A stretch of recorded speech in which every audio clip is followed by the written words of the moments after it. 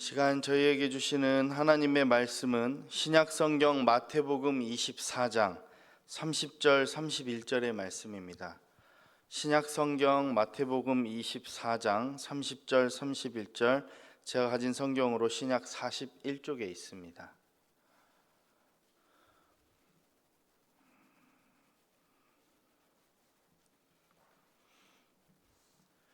다 함께 두 절 말씀 봉독하도록 하겠습니다. 시작. 그때 인자의 징조가 하늘에서 보이겠고 그때 땅의 모든 족속들이 통곡하며 그들이 인자가 구름을 타고 능력과 큰 영광으로 오는 것을 보리라. 그가 큰 나팔 소리와 함께 천사들을 보내리니 그들이 그의 택하신 자들을 하늘 이 끝에서 저 끝까지 사방에서 모으리라. 아멘. 할렐루야. 우리 옆 사람들에게 함께 인사할까요? 잘 오셨습니다. 귀하신 여러분들 하나님의 전에서 또 뵙게 되어서 너무나 감사합니다. 오늘은 기독교 에센스 10과 제목이 어떻게 되죠? 종말론, 다시 오실 예수님에 대해서 함께 이야기 나누고자 합니다. 이제 기독교 에센스를 시작한 지 꽤나 오랜 시간이 되었습니다. 총 12과의 내용인데 거의 끝까지 왔어요. 이제 오늘 하고 두 가지 주제가 더 남았는데요. 오늘은 종말론, 다시 오실 예수님에 대해서 나누도록 하겠습니다. 무엇이든지 시작하면 뭐가 있다 그러죠? 네, 끝이 있습니다. 사람의 인생도 그렇고 시대도 마찬가지입니다. 성경에서 말하는 역사도 그렇습니다. 하나님이 천지를 창조하셨다면 하나님은 이 역사를 언젠가는 마무리하실 것입니다. 그런데 성경은 이 끝이 어떻게 오느냐를 아주 분명하게 이야기하고 있습니다. 이 세상의 끝은 어떤 우연한 사건으로 끝나는 것이 아니라 하나님의 아들이신 예수 그리스도께서 다시 오실 때, 그러니까 재림하실 그때 이 끝이 완성이 되는 것입니다. 믿으시죠? 아멘. 네. 그날은 하나님의 백성들에게는 기쁨의 날이고 축제의 날임이 분명합니다. 그런데 하나님을 알지 못하거나 하나님을 무시했다거나 거절하고 믿지 않았던 사람들에게는 이 날은 어떤 날이 될까요? 심판의 날이 되는 것입니다. 그래서 이 종말론은 사실 공포심을 자극하려는 주제가 아니라는 것을 아셨으면 좋겠습니다. 이 종말론을 통하여 우리에게 방향을 잡아주는 신앙의 가장 기본적인 기본기가 되었으면 한다는 것입니다. 세상은 어디로 가는가, 나는 어떻게 살아야 하는가를 분명히 해주는 말씀이다라는 것을 꼭 기억해 주시면 좋겠습니다. 그래서 오늘 본문은 함께 읽은 본문은 마태복음 24장인데요. 앞서 저희가 읽은 30절 앞절에 보면은 이렇게 예수님의 제자들이 예수님께 찾아와서 물어봅니다. 예수님, 언제 종말이라는 것이, 이런 일이 일어나겠습니까? 라고 물어봅니다. 그리고 주님의 이 임하심과 세상 끝에는 어떤 징조가 있겠습니까? 라고 제자들이 물어봅니다. 근데 이 제자들의 질문, 사실 여러분과 저의 질문이 아닐까 싶습니다. 이 질문에 대해 예수님께서는 이렇게 답하십니다. 너희가 미혹받지 않도록 주의하라 라고 말씀하셨습니다. 오늘 설교는 그동안 우리가 듣긴 들었지만 늘 애매모호하고 또 믿는다고 말했지만 늘 확신을 갖지 못했던 종말에 대한 이야기를 나눌 것인데요. 마태복음 24장을 중심으로 또 복음서와 여러 신약 부분에 해당하는 내용을 가지고 주님께서 하신 이 종말은 무엇이며 우리가 신앙의 자세로 그때를 어떻게 기다려야 하는지 말씀으로 나누고 배워보고자 합니다. 잘 따라오시면 좋겠어요. 여러분들 유인물 다 받으셨죠? 네, 졸리고 피곤하실 줄 아는데 같이 함께 읽어보면서 따라오면 좀 더 이해가 쉬우리라 믿습니다. 이 마태복음 24장이 말하는 몇 가지 사건입니까? 두 가지 사건. 성도 여러분, 마태복음 24장은 조금 어렵게 느껴질 수도 있습니다. 왜냐하면 예수님께서 두 가지 사건을 함께 이야기하셨기 때문입니다. 그 첫 번째 사건은 가까운 사건이고 두 번째 사건은 궁극적인, 그러니까 한참 뒤에 장래에 일어날 사건에 대해서 말합니다. 첫 번째 사건, 가까운 사건은 무엇이냐? 역사적으로 예수님이 태어나신 이후 70년, 주후 70년에 일어날 성전, 그러니까 예루살렘 성전이 무너짐, 이거에 대한 가까운 사건에 대한 말씀이고요. 또 다른 궁극적인 사건, 그러니까 아까 말했던 그 끝날, 이 세상의 끝날, 예수님이 다시 오실 재림의 날, 그날에 대한 마지막 심판에 대한 부분에 대해서 예수님이 말씀하셨습니다. 잠깐 저를 한번 보세요. 이 마태복음 24장에서 말하는 두 가지 사건이 한번 생각해 보세요. 산을 멀리서 보면 여러 가지 봉우리들이 있는데 사실 이게 봉우리와 봉우리가 가까운 게 아니잖아요. 그렇죠? 한참 거리가 있는데 저희는 멀리서 바라보니까 이게 겹쳐서 한 줄로 보이기도 하고 같은 산인 것처럼 보이기도 하잖아요. 지금 24장의 내용이 그렇다라는 겁니다. 예수님은 이 내용 하나 안에서 멸망의 경고도 하셨고 동시에 재림의 경고도 하셨다라는 것입니다. 그래서 마태복음 24장 16절부터 20절 말씀을 함께 보시도록 하겠습니다. 같이 읽어볼까요? 시작. 그때 유대에 있는 자들은 산으로 도망할지어다.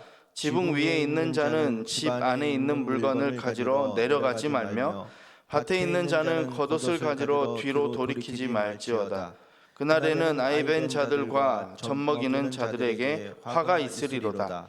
너희가 도망하는 일이 겨울에나 안식일에 되지 않도록 기도하라. 아멘. 유대에 있는 자들은 산으로 도망하라. 지붕 위에 있는 자는 내려가지 말아라. 겨울이나 안식일에 도망하는 일이 생기지 않도록 기도하라 라고 이렇게 이야기하셨는데요, 당시 성도들에게, 예수님이 계시던 그 당시 성도들에게 실제적인 생존 지침이었다라고 말합니다. 그런데 예수님은 여기서 끝내지 않고 그 너머, 그러니까 추후에 아주 궁극적인 미래에 대한 사건을 또 보게 하시는데요, 역사 속의 예루살렘의 멸망을 통해서 마지막 때에도 교회가 미혹되지 말아야 하고 준비해야 할 것을 이야기하고 계십니다. 여기서 우리가 꼭 붙잡아야 할 한 가지가 있는데요, 무엇이냐면 역사는 그냥 흘러가는 것 같아도 성경은 이렇게 이야기한다라는 것입니다. 역사는 하나님께서 정하신 그 끝을 향해서 가고 있다라는 사실이요, 우연이 아니라 이 세상에는 하나님께서 만드신 하나님의 시간표가 있는 줄 믿으시기 바랍니다. 그러니까 종말론을 배우는 이유는 이 시기가, 이 세상이 언제 끝나냐, 그 날짜를 알고자 함이 아니라 끝을 아는 사람이 믿음으로 오늘 또 승리하는 삶을 살고 끝을 대비할 수 있다라는 것을 알게 하기 위함이다라는 것을 기억해 주시면 좋겠습니다. 세 번째, 재림을 이해하는 핵심 뭐라고 나와 있나요? 십자가와 심판. 그러니까 재림을 이해할 수 있는 핵심을 짚어볼 때 예수님은 초림 때 무엇로 오셨죠? 구원하실 구원자로 오셨어요. 그러나 재림하실 때는 어떤 사람으로 오신다고요? 심판하는 심판자로 오신다라고 하셨습니다. 예수님이 구원자로 오셨을 때는 우리의 죄를 대신해서 십자가에서 죽으셨어요. 근데 재림 때는 심판자로 오신다라고 했습니다. 요한복음 5장 22절 말씀 같이 한번 읽어봅시다. 시작. 아버지께서 아무도 심판하지 아니하시고 심판을 다 아들에게 맡기셨다. 누구에게 맡기셨다고요? 아들, 예수님에게 맡기셨다. 그리고 누가복음 17장 25절은 이렇게 말합니다. 그가 먼저 많은 고난을 받으며 이 세대에게 버림바 되어야 할지니라. 이게 무슨 말이냐면 재림은 십자가와 분리해서 이해할 수가 없다라는 거예요. 십자가를 통과한 사람만이 예수님의 다시 오심, 이 재림을 기쁨으로 맞이할 수 있다라는 사실입니다. 그래서 종말론에서 가장 중요한 질문은 이겁니다. 세상이 언제 끝나냐? 이 시기가 중요한 게 아니라 나는 지금 예수님의 십자가 앞에 서 있는가라는 이 나의 위치, 나의 믿음, 신앙이 가장 중요하다라는 것입니다. 근데 우리가 이제 조심해야 될 부분이 있습니다. 오른쪽 윗부분이에요. 3-2 뭐예요? 날짜를 단정하는 종말론을 경계하라. 예수님이 분명히 말씀하셨습니다. 24장 36절. 그 날과 그때는 안다 모른다요? 아무도 모른다. 하늘에 천사도 모르고 아들도 모르고 오직 아버지만 아신다. 근데 역사 속에서 참 많은 이단 또 거짓 교사들이 너무나도 많았습니다. 늘 한결같이 이렇게 말하죠. 몇 월 며칠이다. 언제 휴거한다. 언제 심판이 임한다. 아까도 예배 올라오기 전에 뉴스를 잠깐 봤는데 어떤 사입인지 뭔지 자기가 재림한 예수래요. 언제 심판이 오겠대요. 웃잖아요. 이 사람이 그거에 빠져들면요 믿는다니까요. 그래서 우리는 늘 깨어서 기도해야 할 줄 믿습니다. 네, 예수님도 모른다고 하셨어요. 방금 말씀해 보면은 그날과 그때는 아무도 모른다 했어요. 하늘의 천사도 아들, 예수님도 모르는데 사람이 안다고 하면 그게 위험한 거예요? 안 위험한 거예요? 위험한 거죠. 저는 당장 지금 10분 뒤에 1시간 뒤에 무슨 일이 일어날지 전혀 알 수도 없고 생각도 없는데 재림의 날짜를 누가 맞춘다? 알고 있다? 그런 사람들은요 결국 사람에게 묶어내는 아주 그냥 사람을 아주 망하는 길로 이끄는 그런 사람들인 것을 꼭 기억하시기 바랍니다. 여러분들 정말 이단에 대해서 조심해야 됩니다. 또 설교자인 저 역시 조심해야 할 부분이 뭐냐면 이 종말론에 대해서 이야기할 때 그 날에 대해서 이야기할 때 굉장히 조심해야 되는데요. 저는 이 설교를 준비하면서 그래서 이렇게 준비해 봤어요. 예수님께서는 다시 오실 그 재림은 분명히 확실하지만 날짜는 언제인지 알 수가 없습니다. 그러므로 우리는 날짜 계산이 아니라 주님 앞에 늘 깨어서 신앙의 모습 또 믿음의 모습으로 그 삶을 살아가며 준비해야 합니다라고 정리해 보았습니다. 두 번째로 조심해야 될 건 뭐라고 되어 있죠? 3-3 안 오는 것 아니냐라는 조롱을 경계하라. 베드로 후서에서 말세에 조롱하는 자들이 나온다라고 했습니다. 약속이 어디 있느냐? 조상 때부터 똑같지 않냐? 대체 말한 지가 언젠데 아직도 그날이 안 오냐? 성도 여러분, 아직 안 왔다는 것과 안 온다는 같은 겁니까? 다른 겁니까? 전혀 다른 겁니다. 아직 안 왔다는 곧 올 것일 수도 있고 나중에 올 수도 있는데 오는 건 맞잖아요. 근데 안 온다와는 전혀 다른 말입니다. 그럼 주님이 아직도 오시지 않고 더디게 오시는 그 이유는 무엇일까요? 이 세상을 너무나 하나님이 사랑하시기 때문이에요. 구원받아야 할 백성이 이 땅에 너무나도 많이 있기 때문입니다. 믿지 않는 영혼들, 주님 앞에 돌아와야 할 영혼들이 너무나도 많기 때문이에요. 이게 바로 하나님의 사랑이지 않겠습니까? 그렇다면 결론은 분명합니다. 재림은 단순한 소문이 아니라 성경이 기록한 하나님의 약속이라는 것입니다. 그러나 그 약속은 우리를 이렇게 흥분시키거나 광분시키려고 그러는 게 아니라 우리의 삶을 하나님 앞에 더 신실하고 거룩하게 만들기 위한 약속인 줄 꼭 기억하시길 바랍니다.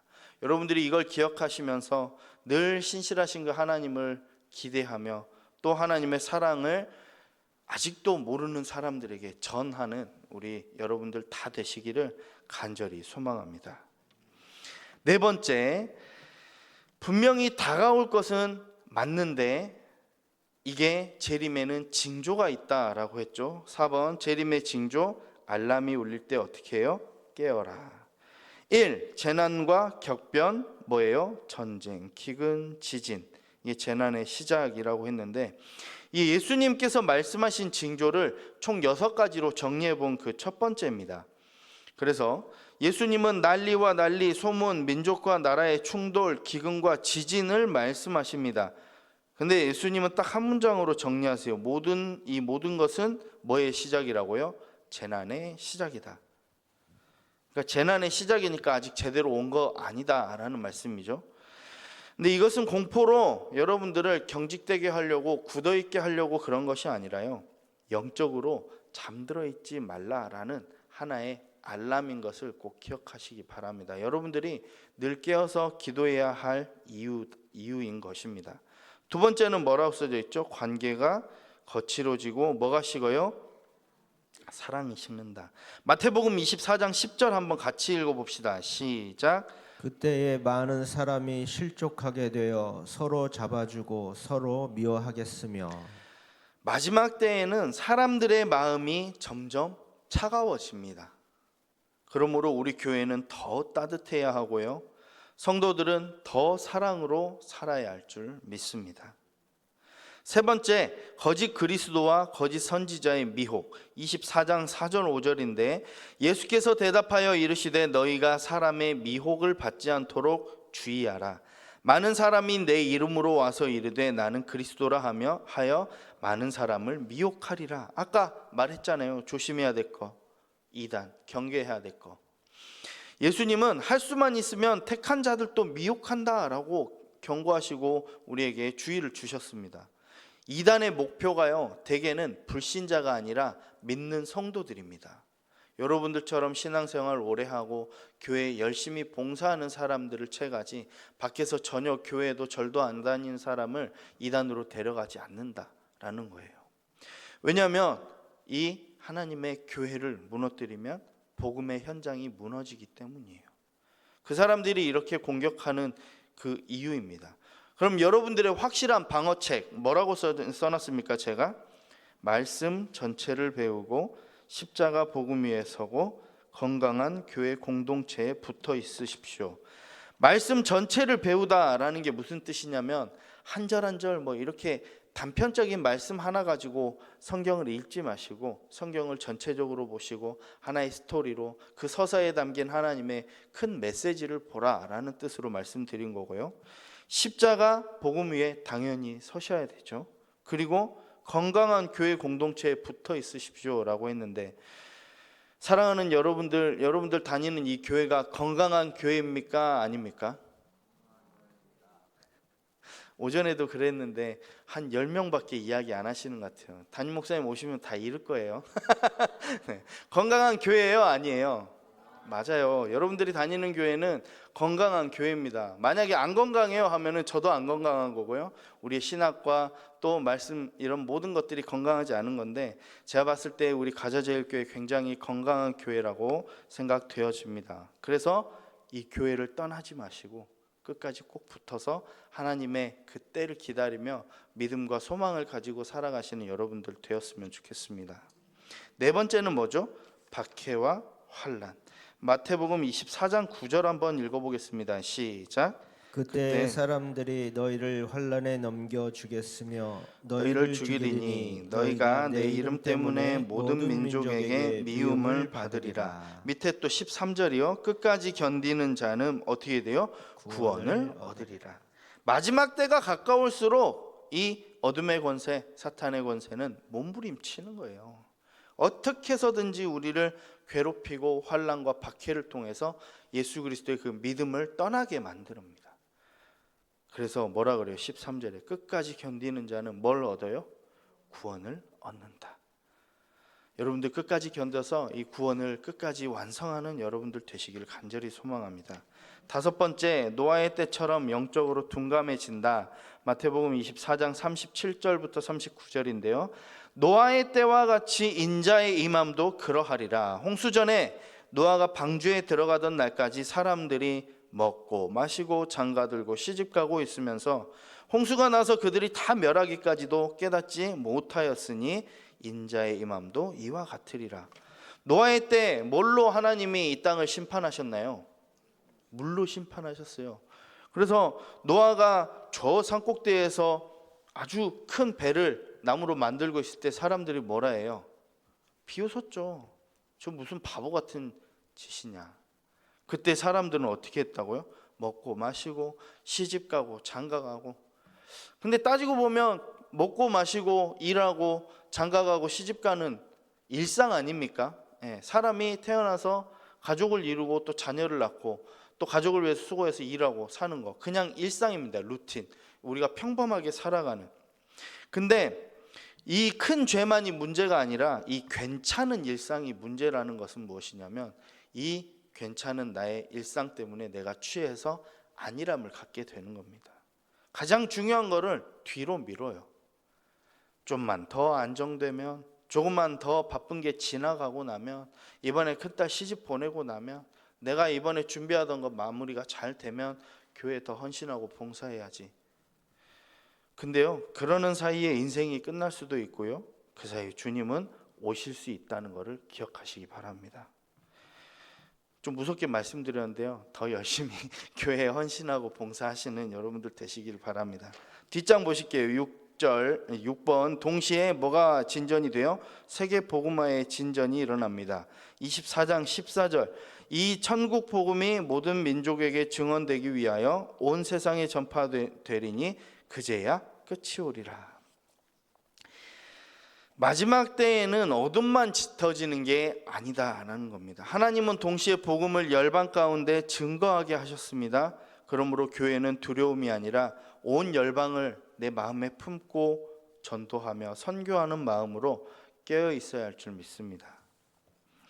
자, 큰 5번째 재림의 순간과 소망인데요. 마태복음 24장 27절 한번 읽어보시죠. 시작. 번개가 동편에서 나서 서편까지 번쩍임 같이 인자의 임함도 그러하리라. 예수님이 다시 오신다고 했는데 그 순간에는 어떻게 되냐면 번개가 동편에서 나서 서편까지 번쩍이는 것 같이 하늘이 번쩍번쩍하는 거죠. 인자의 임함도 그러하리라.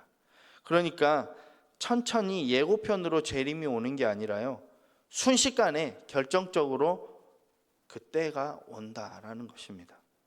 그리고 나서 데살로니가전서 4장 16절 17절에 보면 주께서 호령과 천사장의 소리와 하나님의 나팔 소리로 친히 하늘로부터 강림하시리니 그리스도 안에서 죽은 자들이 먼저 일어나고 그 후에 우리 살아남은 자들도 그들과 함께 구름 속으로 끌어올려 공중에서 주를 영접하게 하시리니 그리하여 우리가 항상 누구와 함께 있어요?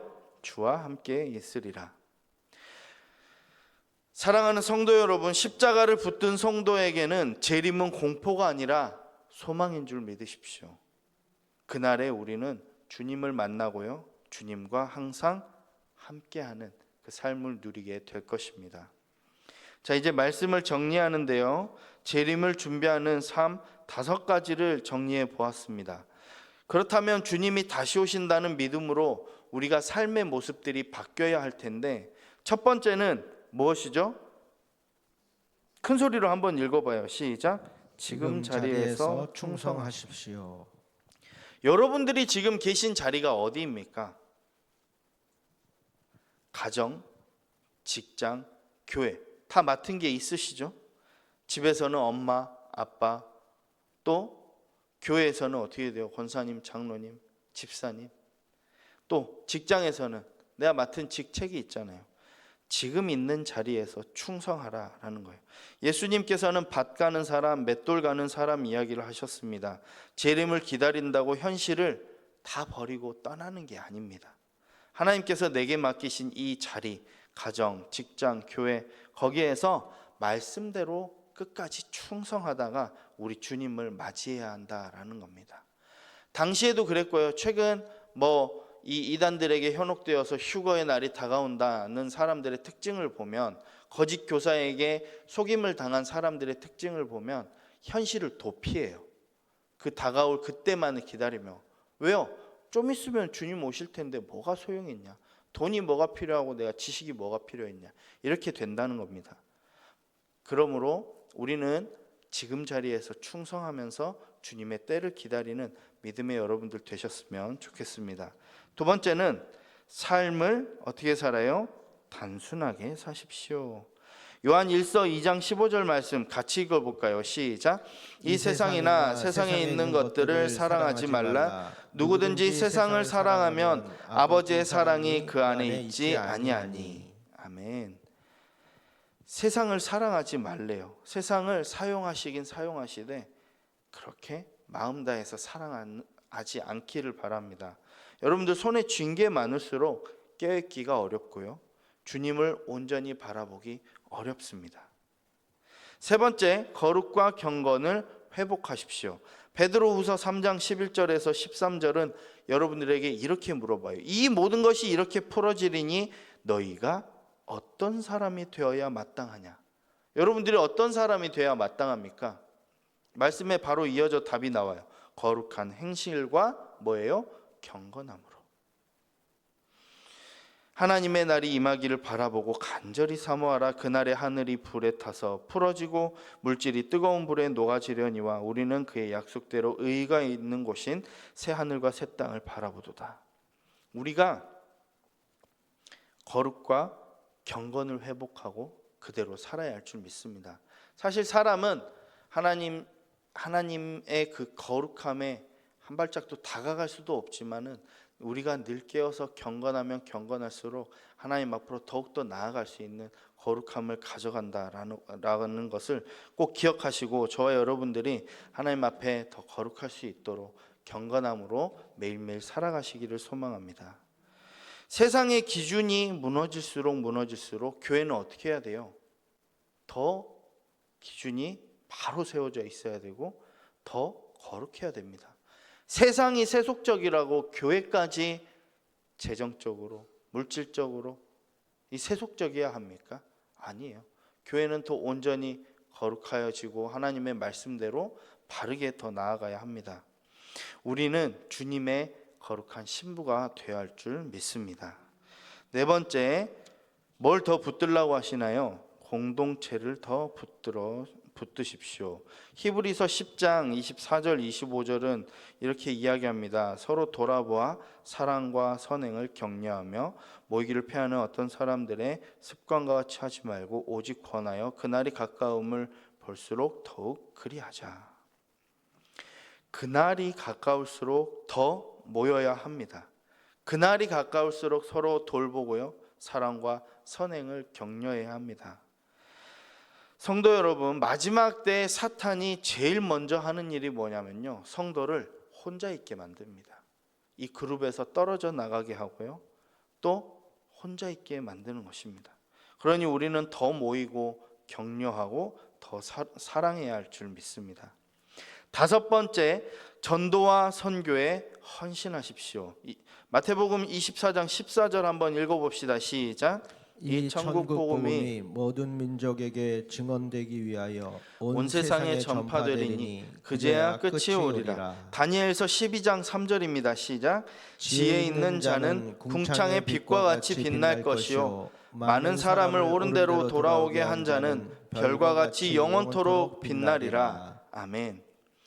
다니엘서 12장 3절 중간에 많은 사람을 옳은 대로 돌아오게 한 자는 어떻게 빛나요? 별과 같이 영원토록 하나님께서 빛나게 하신다라고 했습니다. 사랑하는 성도 여러분, 재림을 믿는 이 교회는 세상을 버리고 세상과 등지고 우리만의 울타리를 치고 있는 교회가 아니라요, 세상을 향해 더욱더 나아가며 손 내밀고 복음을 모르는 곳에 전도와 선교하는 교회야 할 줄 믿습니다. 우리 모두 주님의 명령을 따라서 그때를 향해 늘 기도하며 깨어서 전도하고 하늘 소망을 품고 살아가시기를 간절히 소망합니다.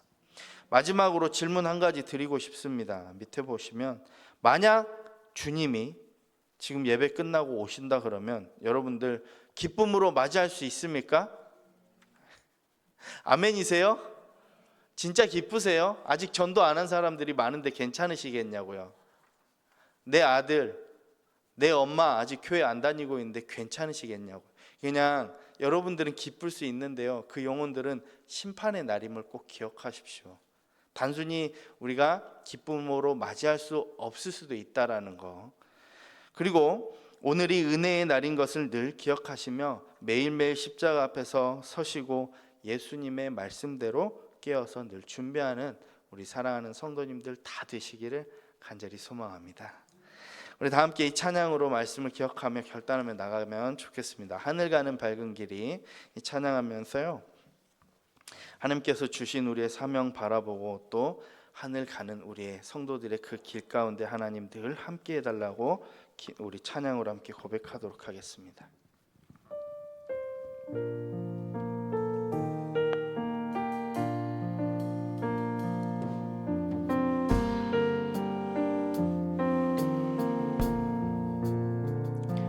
하늘 가는 밝은 길이 내 앞에 있으니 슬픈 일을 많이 보고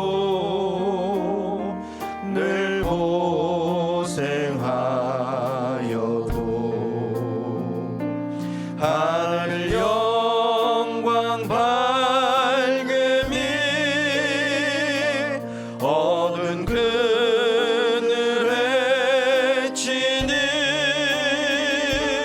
예수 공로 의지하여 항상 빛을 보도다.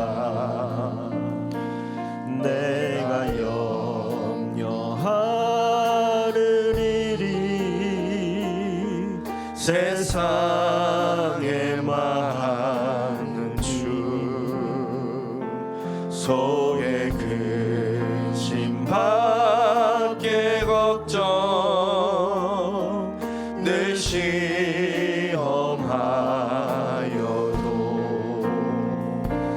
예수 보배로운 피 모든 것을 이기니 예수 공로 의지하여 항상 이기리로다.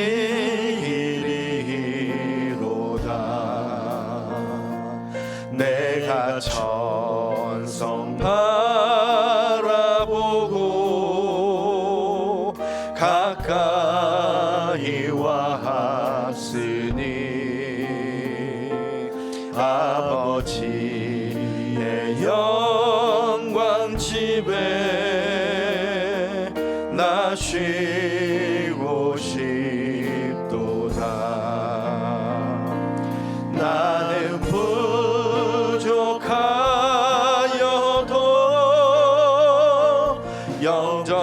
영접하실 터이니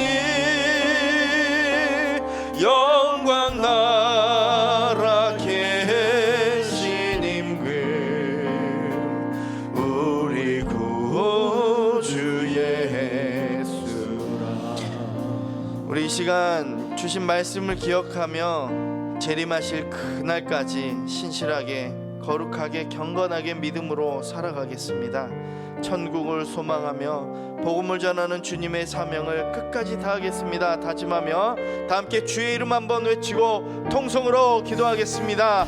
주여 하나님 아버지, 아버지 오늘도 우리에게 귀한 말씀 허락하여 주시고 아버지께서 다시 오실 그날을 아버지께서 우리가 어떻게 기다리며 하나님을 기다려야 할지 말씀으로 인도하여 주시니 감사합니다. 믿음 없던 우리에게 하나님께서 구원하여 주시옵시고 십자가의 소망으로 하나님께서 살려주심에 감사하며 앞으로 살아갈 그 날 가운데 하나님의 그 재림의 그 때를 기다리며 믿음과 소망을 가지고 이 세상을 품고 전도하며 선교하며 나아가는 온 성도들이 되도록 저와 제가 되도록 주님 축복하여 주시옵소서. 복음을 전하며 살아가는 인생 여전히 주님을 알지 못하는 아버지 그 영혼들을 이름 부르며 기도하는 아버지 우리들 되도록 함께하여 주시옵소서. 더욱 깨어서 주의 말씀 바라보며 주님 앞에 늘 깨어 기도하는 우리들의 교회가 되길 원하오니 하나님 역사해 주시고 오늘도 그 천국 소망으로 살아가는 성도들 되도록 주님 인도하여 주시옵소서. 주님 붙들어 주시옵소서. 사랑의 주님 참으로 감사합니다. 오늘도 주님께서 말씀을 허락하여 주시며 다시 오실 그 주님을 말씀을 통해 소망을 가지고 기다립니다. 우리가 세상의 분주함에 취해 깨어 있어야 할 때 잠들어 있던 것을 용서하여 주시옵소서. 재림은 확실하나 날짜는 우리가 알지 못함을 꼭 기억하게 하시고 소문과 미혹이 아니라 하나님의 말씀과 복음 위에 단단히 서가는 저희들 되도록 주님 은혜를 더하여 주시옵소서. 가정과 일터에 충성하게 하시고 삶을 가볍고 단순하게 하며 거룩과 경건을 회복하게 하는 또 교회를 사랑으로 세워가며 서로 격려하는 저희들 되도록 주님 은혜를 더하여 주시옵소서. 그래야 주님께서 말씀하신 전도와 선교에 더욱더 헌신하는 이 교회 모든 성도들이 되도록 주님 축복하여 주시옵소서. 감사드리며 예수 그리스도의 이름으로 간절히 기도하옵나이다. 아멘.